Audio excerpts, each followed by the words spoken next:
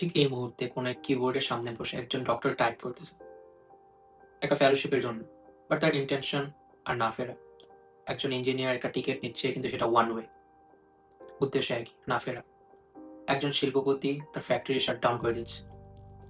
না, সেটা ফেল করেনি। সেটা ব্যাংক্রাপ্ট হয়নি। Systematical loss. ওয়েল, তারা কেউ চুরি করেনি, কেউ কর ফাঁকি দেয়নি, কেউ একটা আইন ভঙ্গ করেনি। বাট টাকা চলে গেল, ট্যালেন্ট চলে গেল, ভবিষ্যৎ unstable. This is called political instability. এটাই হয়তো একটা দেশের সবচেয়ে বড় ক্ষতি, যেটা কোনো খাতায় আমরা চিন্তা করিনি। ছোটবেলায় এমন কিছু জিনিস আছে যেটা আমরা কখনো স্কুলে শিখিনি। Inflation, unemployment. আমরা একটা জিনিস জানি ছোটবেলা থেকে, যে সরকারি দলের সব দোষ, বিরোধী দলের কোনো দোষ নেই, বিরোধী দলের সব দোষ, বিরোধী দল সবসময় পলিটিক্যাল স্টেবিলিটি বজায় রাখে, হরতাল করে, তাই ইকোনমির চাকা ঘুরতে পারে না ঠিক মতো। এই মুহূর্তে হয়তো আমি যদি আমার চাচা সরকারি দলের সাপোর্টে থাকে, তা আমি সরকারি দলের লোক। যদি আমার চাচা বিরোধী দলের সাপোর্টে থাকে, আমি বিরোধী দলের লোক। We don't ask about the question, what's going behind. The economy doesn't care about the politics, but politics can absolutely destroy the economy. এই জিনিসগুলো আমরা অনুভব ঠিক সময় মতো হয় না। কিন্তু একটা ছাদ যখন সে প্রথম লিক করে, হয়তো ফোঁটা ফোঁটা পানি, সেটা আমার তেমন অনুভূতি হয় না। হয়তো নিচে একটা ছোট্ট পাত্র দিয়ে দিলাম, কিংবা কোনো একটা ছোট অবস্থা দিয়ে তার ঠেকিয়ে রাখলাম। তো কতক্ষণ সে হোল একসময় বড় হয়, বড় হতে হতে সেই ঘর আর থাকার উপযোগী হয় না।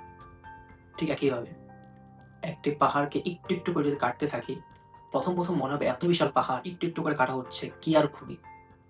10 বছর, 20 বছর, 100 বছর, কত বছর কাটা যায় একটা পাহাড়।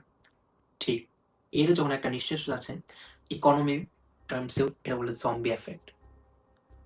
যখন ছোট্ট এইভাবে ইনস্টেবিলিটি ইকোনমিকে এফেক্ট করতে থাকে, এটা ইনিশিয়ালি ভিজিবল না হলেও at the end it totally disrupts. Today we are going to talk about how political instability destroy our economy and how we all are paying an invisible tax. Well, for example, আফ্রিকাতে একটা government hardly 3 বছর stable. এই 3 বছরের কোনো গভর্নমেন্টের জন্য possible হয় না politically stable হওয়া অ্যান্ড ইকোনমিকে একটা শক্তিশালী রূপ দেওয়া। সেখানে কোনো একটা রোডের প্ল্যান হয়, কোনো একটা প্রজেক্ট আসে, পাশ হওয়ার পূর্বেই বহির্বিশ্বের চাপ কিংবা নিজস্ব অন্তর্কোন্দলে গভর্নমেন্ট ফল হয়ে যায়, প্ল্যানের জায়গায় রয়ে যায়, নতুন করে আসার সময় এটা কি হয়? প্রত্যেক 3 বছর, 2 বছর, 1 মাস, 6 মাসের যে গভর্নমেন্ট চেঞ্জ হয়, নতুন কোনো ইনোভেশন আসে না। প্রতিনিয়ত প্ল্যান ডিলে হয়, পলিটিক্যালি কনসিস্টেন্ট থাকে না, এতটা ইনস্টেবল হয় যে ফরেন ইনভেস্টররাও তাদের ইনভেস্টমেন্ট তুলে নিতে বাধ্য হয়। কারণ তারা এখানে আসে ব্যবসার জন্য, তাদের দরকার টাকা, তারা ইনভেস্ট করবে, ইনভেস্ট রিটার্নে তাদের দরকার রেভিনিউ। যখন এরকমভাবে একটা ইনস্টেবল সিচুয়েশন থাকে, তারা জানে না আজকে যারা যে ইনভেস্টমেন্ট করতেছে কালকে সেটা রিটার্ন আসবে কি আসবে না। ওয়েল, আরেকটা এক্সাম্পল ইজ ভিয়েতনাম, এশিয়ার সবচেয়ে ফাস্ট গ্রোয়িং ম্যানুফ্যাকচারিং হাব।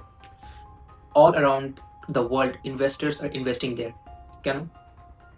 না, তার পারফেক্ট ডেমোক্রেসি না, বাট তাদের পলিটিক্স স্টেবল, প্রেডিক্টেবল। ইনভেস্টার জানে আগামী 10 বছর সেখানে কি হবে, আগামী 5 বছর সেখানে কি হবে। তাদের প্ল্যান ক্লিয়ার, ভিজিবল। এই জন্য ইনভেস্টমেন্ট করতে রাজি। ইনভেস্টার্সদের রুলস অনুযায়ী they think tomorrow will look like today. They don't need perfection, they just need the certainty. Let's zoom in our Bangladesh. What's the political situation in our country? আমাদের এখানে politics মানে just about the election. ইলেকশনে যে জিতে সে সবই জিতে, যে হারে সে সবই হারে।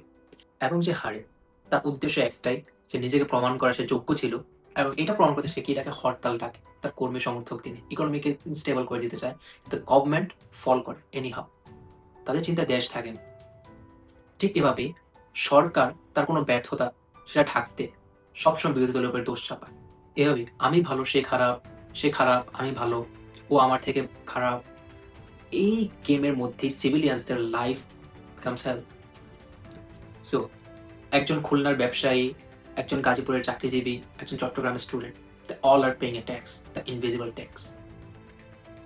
তারা নিজেরাও জানে না তারা কি কারণে ভোগান্তিতে ভুগতেছে। তারা জানে বিরোধী দল হরতাল ডাকছে, তারা জানে সরকার ব্যর্থ, কিন্তু তাদের দোষ কি? ইলেকশনে তাদের কি রোল ছিল?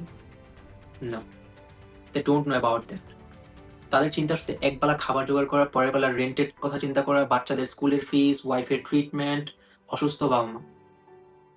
তার ইকোনমির এই মারপ্যাচ, পলিটিক্যালি এত ক্রিটিক্যাল থিংকিং, অ্যানালাইসিস এগুলো করার সময় নেই, সুযোগ নেই।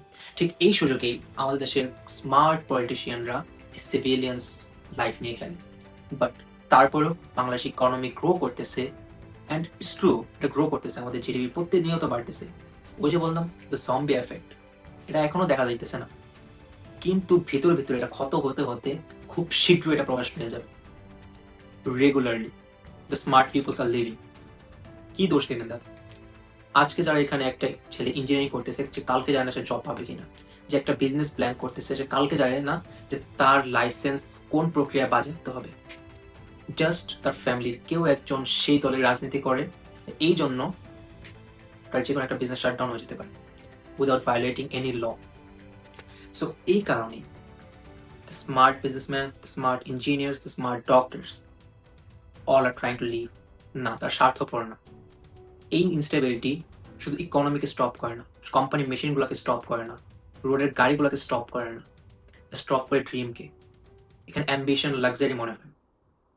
যখন কেউ উচ্চ স্বপ্ন নিয়ে আগাতে চায়, সেই স্বপ্নটাকে ধূলিসাৎ হয়ে যায়। 12 ফেল মুভি, रिलेटेबल कोट, गरीब अगर गरीब रहेगा तभी तो भेड़ बकरियों की तरह इन नेताओं को वोट देगा। সো এই টার্মসটা আমাদের হোল সিচুয়েশনের সাথে রিলেটেবল। একজন পলিটিক্যাল অ্যাক্টিভিস্ট, সে কতটুকু চিন্তা করে যে কোন নেতার পেছনে সে দৌড়াইতেছে। আমাকে একজন বড় ভাই বলছিল, মাংস রান্না করার সময় যেমন আমরা লং, এলাচ, দারচিনি বেছে বেছে কত কিছু ডালি যাতে মাংস রান্নাটা খুব সুস্বাদু হয়, কিন্তু এই রান্নার পর আমরা বেছে বেছে ঠিক এই লং, এলাচ, তেজপাতা ফেলে দিই। এই পলিটিক্যাল অ্যাক্টিভিজমের মধ্যে আমাদের কালচারে এই যে পাতি নেতা, কর্মী, কিশোর গ্যাং, এরা হচ্ছে এই লং, এলাচ, তেজপাতা।